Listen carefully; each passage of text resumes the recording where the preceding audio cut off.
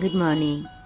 আমার মিষ্টি মিষ্টি ভিউয়ার্সদের জন্যে একটা সুস্থ সুন্দর দিনের কামনা করি। আমি ভালো আছি খুব। আপনারা কেমন আছেন? নিশ্চয়ই ভালো থাকবেন। আমি শুরু করলাম দিনটা। সকালে সবজিটা কেটে দিয়ে গেল। এবার আমি সকালে ব্রেকফাস্টে রেডি করব। তার মধ্যে একটুখানি ভিডিও করে নিচ্ছি এবং আপনাদের সঙ্গে শেয়ার করছি। রুটিটা বসিয়ে দেওয়ার আগে তরকারি বসিয়ে দিলাম।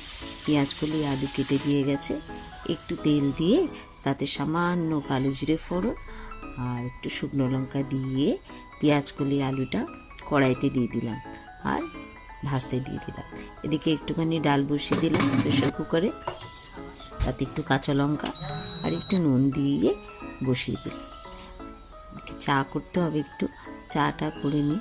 চা করতে গিয়ে দেখি চা পাতাটা নেই, তাহলে আমাকে এক্ষুনি রিফিল করতে হয়।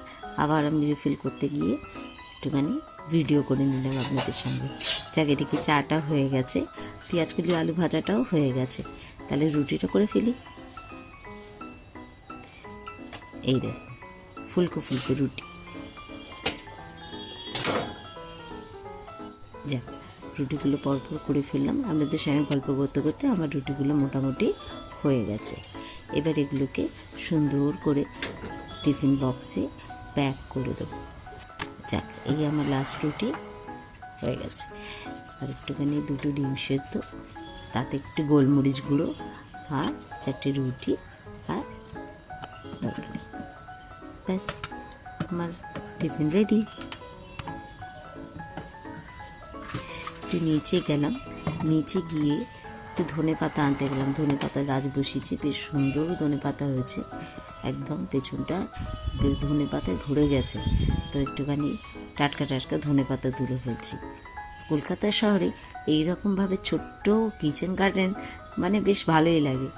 আর আমার তো এখানে হোম ডেলিভারি রান্না হয়, তো একটু টুকটাক সবজি বসানো হয়ে থাকে। যাক, এই ধনে পাতাগুলো তোলা হয়ে গেল। এবার একটু মাটি লেগে আছে, এটাকে ভালো করে বস করে নিই।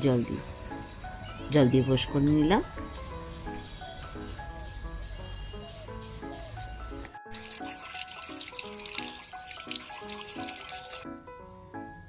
টাটকা টাটকা ধনে পাতা দিয়ে মসুর ডাল সেদ্ধ করবো এক্ষুনি।